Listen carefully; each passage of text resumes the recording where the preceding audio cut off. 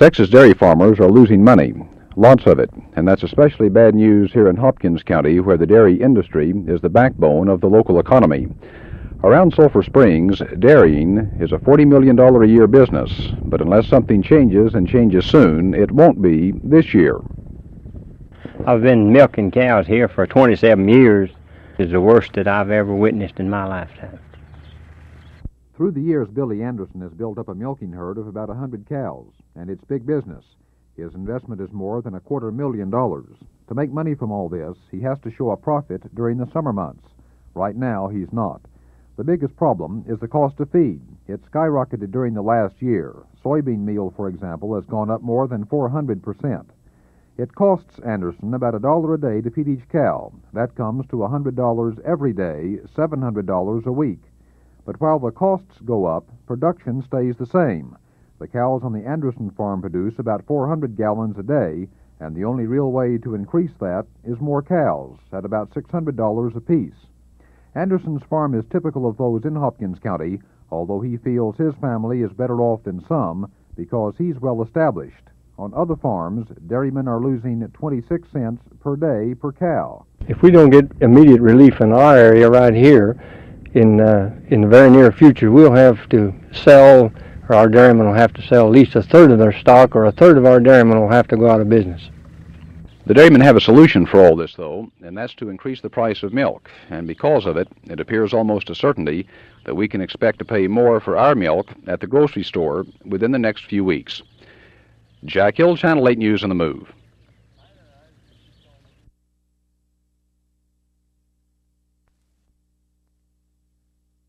How does a 20-year-old Bishop College student end up spending her summer in a squad car?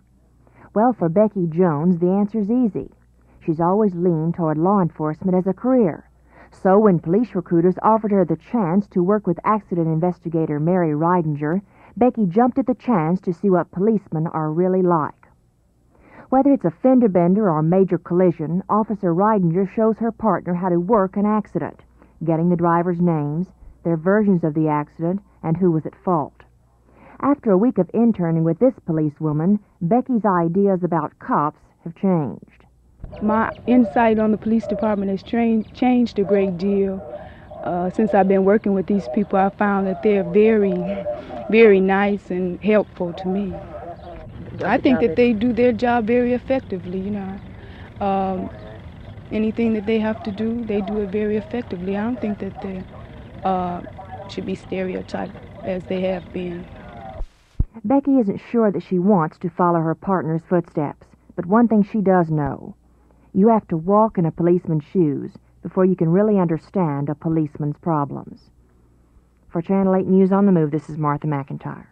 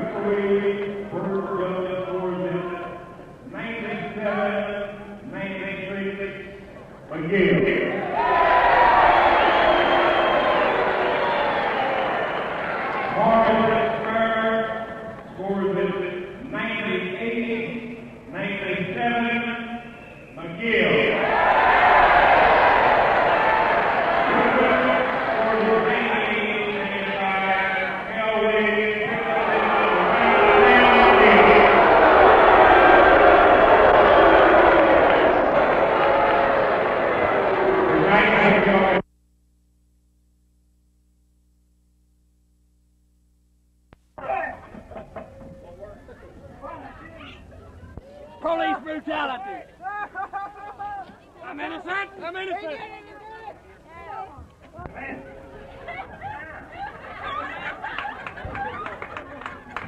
You help me. I'm innocent.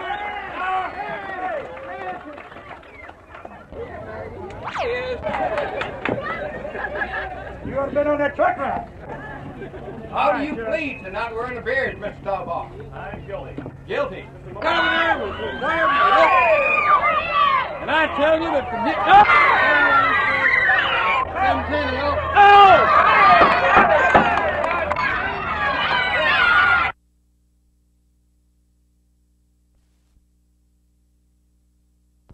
Well, I think it's terribly inadequate. $400 a month gross, and with my $300 a month take-home is not exactly what I consider adequate. Paul Ragsdale of Dallas is one who has problems because he has no business or profession that will make money for him while he's absent, and he can't work at another job while the legislature's in session. No, I think it's pretty impossible for me to have another job. That's a full-time job down there during the 5 months that we're there, and there is no way that I don't see how you could work outside of the legislature. No. Can you keep up 2 residences, a car, food, clothing, laundry, and run back and forth between Dallas and Austin regularly on $600 a month? How many of us could even keep up 1 residence on $600 a month? Well, that's what Texas legislators make with their salary plus $12 a day during the first 4 months of the session. And they don't even get that $12 a day during the last month. $12 a day per diem is a little bit outmoded. To try to find adequate housing and be able to provide food and clothing and what have you down there. Many legislators are wealthy, but should only the wealthy decide what our laws are going to be? County commissioners, by the way, make nearly $29,000 a year. Representative Dave Allred of Wichita Falls lives in his Capitol office, sleeping on a short couch because he can't afford to rent an apartment. A Dallas Republican told me that when he's in Austin, he has to skip lunch, unless a lobbyist or someone else invites him to lunch. And several legislators have said they can't afford to come back for another term unless the pay is raised. In November, you'll vote on an amendment which would raise legislators' pay to $15,000 a year. At the same time, it says that they would meet every year, in effect making them do a full-time job for us. This is Roger McDonald, Channel 8 News on the Move.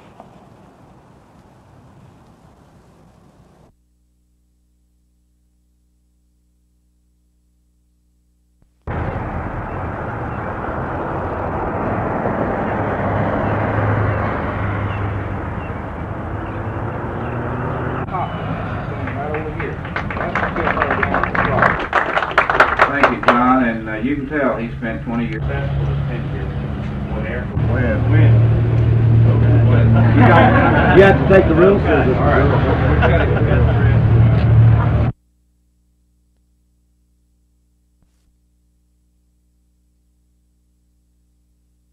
I never realized dogs came in so many shapes and sizes until this afternoon when I viewed an array of mutts that would stretch even the vividest imagination. The show was open to all dogs except registered purebreds. In other words, this was the day for dogs of questionable parentage. Categories to enter ran the gamut of emotions, from the dog performing the cutest trick to the ugliest dog of the show. Now, I judged the category for best talking dog. By the way, there was only 1 entry in this category, and here's how it went. Barney. Come here. Come here. I don't hear anything. Just a minute. All right.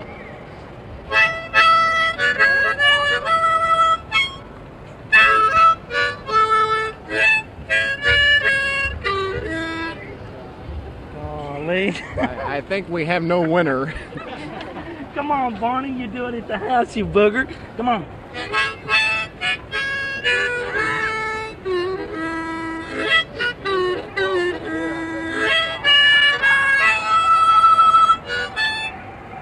He's just too many people. Well, if this dog could talk, he would say, for News 8 on the Move, this is Arch Campbell, I think.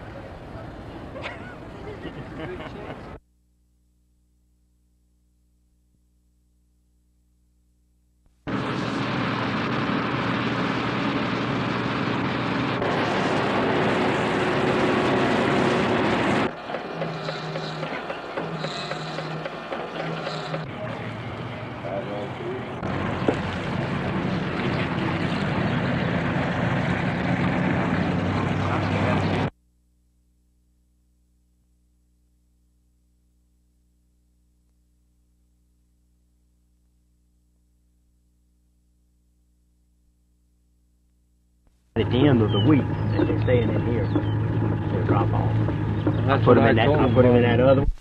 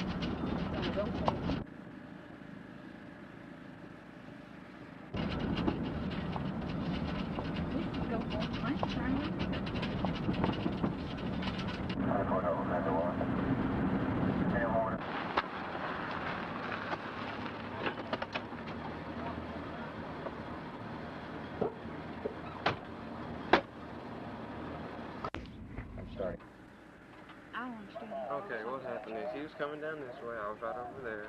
I pulled across the street and I hit him. The motorcycle. Water.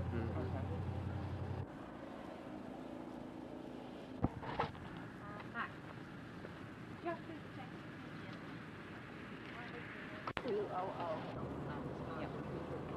I just thought maybe you might.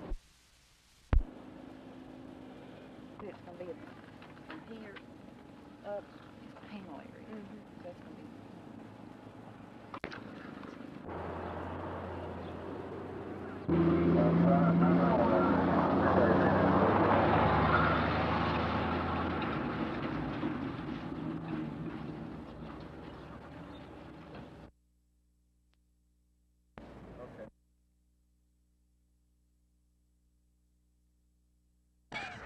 How about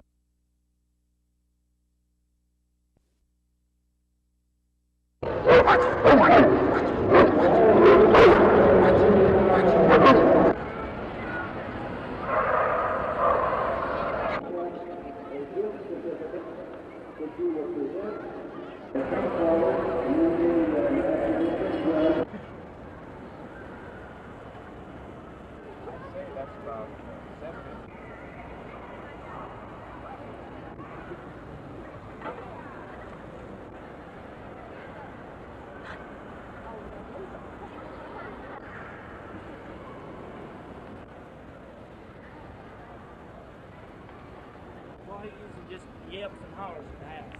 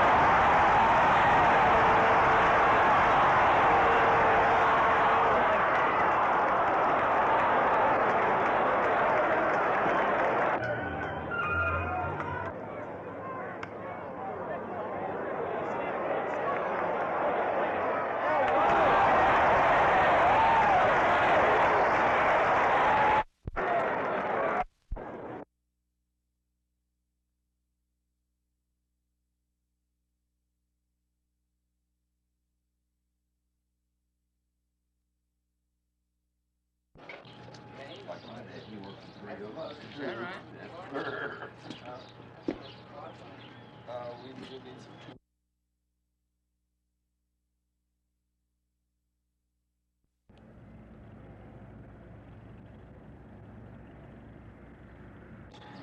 And I got another one coming down the road.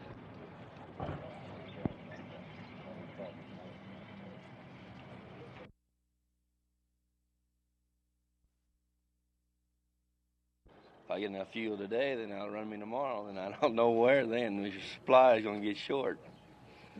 So it's just something we're going to start playing just day by day now. I had a farmer yesterday. He thought we were just kidding about this gas and diesel, but No. I told him yesterday I didn't get a gallon of gas yesterday.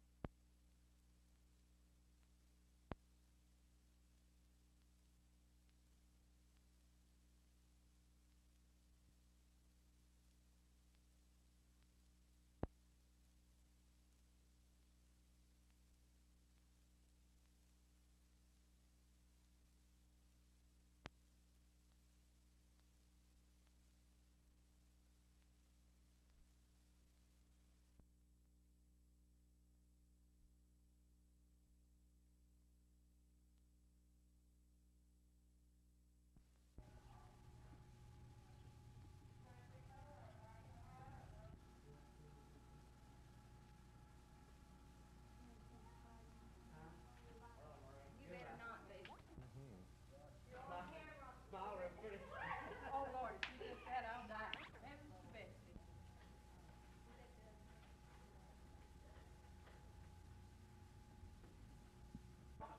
How can you?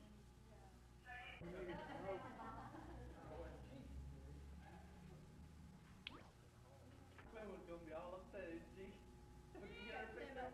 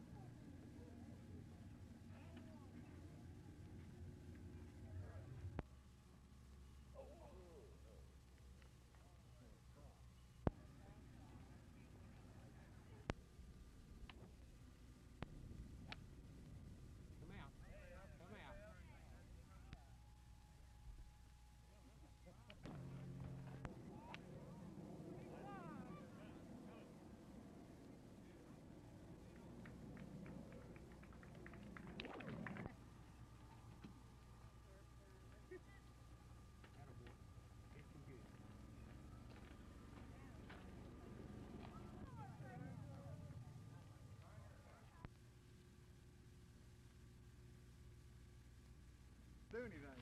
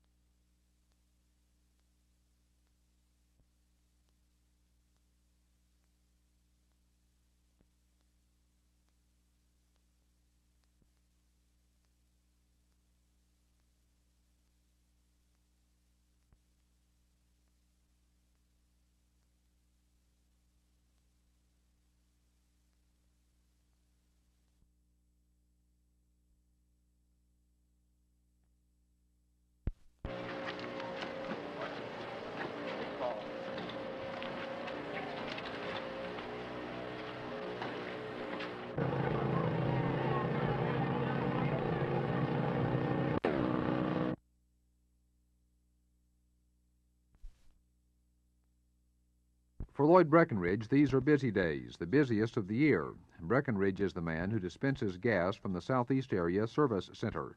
He runs a volume business, probably the biggest of any of the city's service centers. On a good day, his pumps might dispense nearly 8,000 gallons. Breckenridge figures he pumps about as much as any gas station in Dallas, only his customers don't pay, they just fill up. The bill is paid by city taxpayers. Breckenridge has heard all the talk about a gasoline shortage, but he doesn't worry about it. He figures this is just a way for the big oil companies to drive the little ones out of business, and he expects to keep on pumping gas all through the summer, just like he has been. City officials hope he's right. Jack Hill, Channel 8 News on the Move.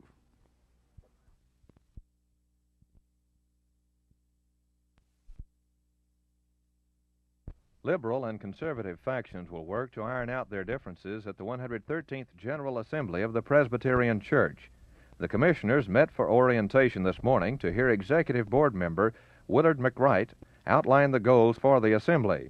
Major issues to be resolved at the week-long meeting include the church's position on abortion, pornography, world hunger, and Vietnam War victims. Official business sessions begin tomorrow. This is Bob Schaus for Channel 8 News on the Move in Fort Worth.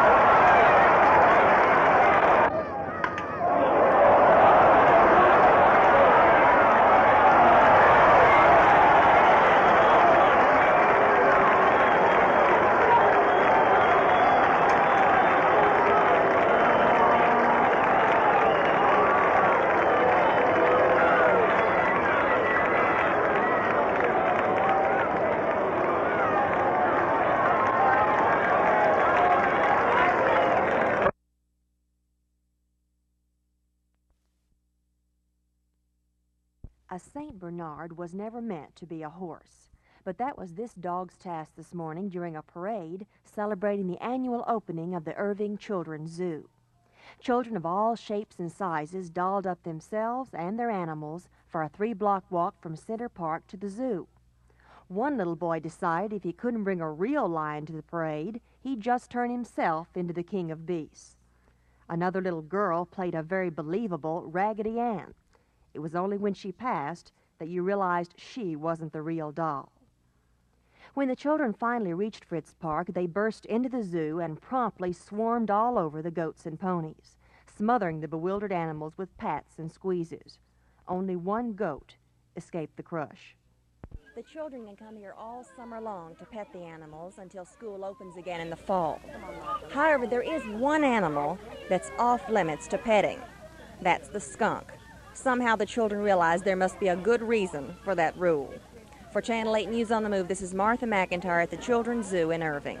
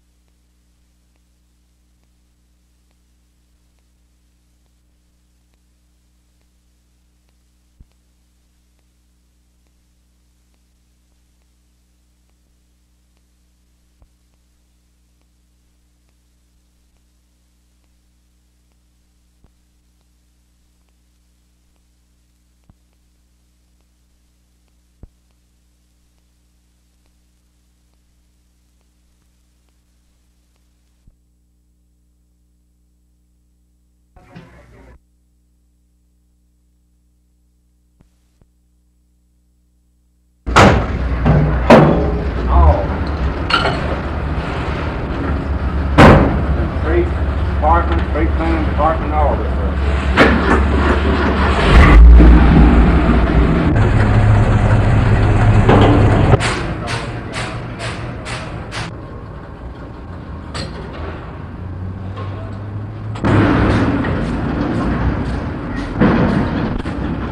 You like goddamn buddy.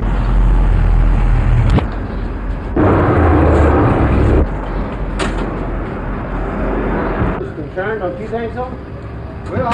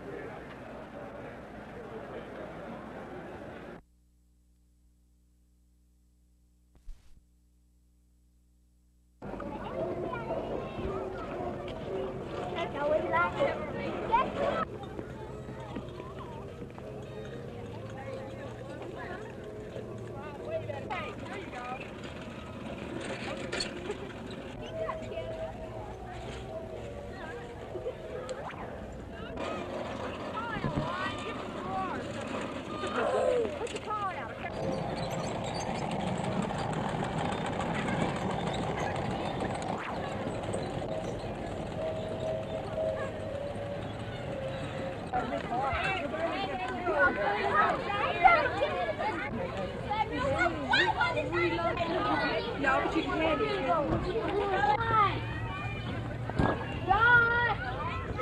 You want?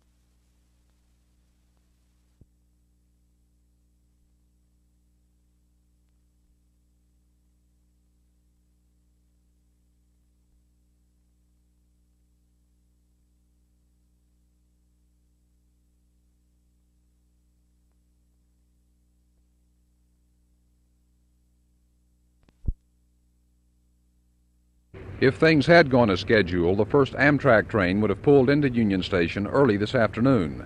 But maybe it's just as well it didn't. The old station hardly gives the appearance that it's ready for passengers, even after a fix-up job of several weeks around the west entrance.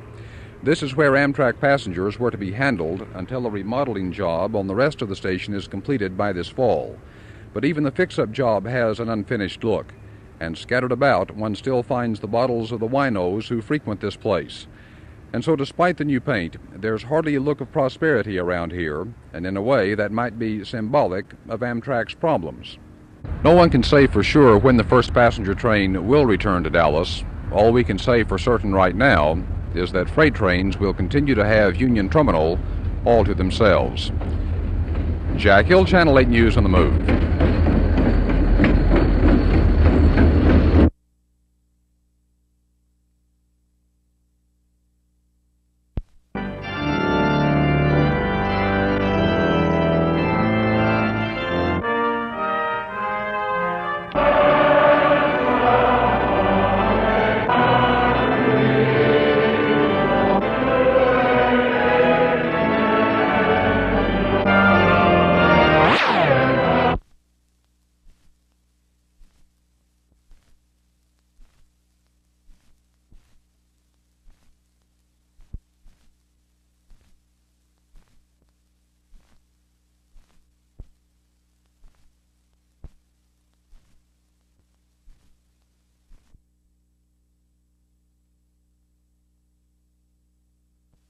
about 30 balloons.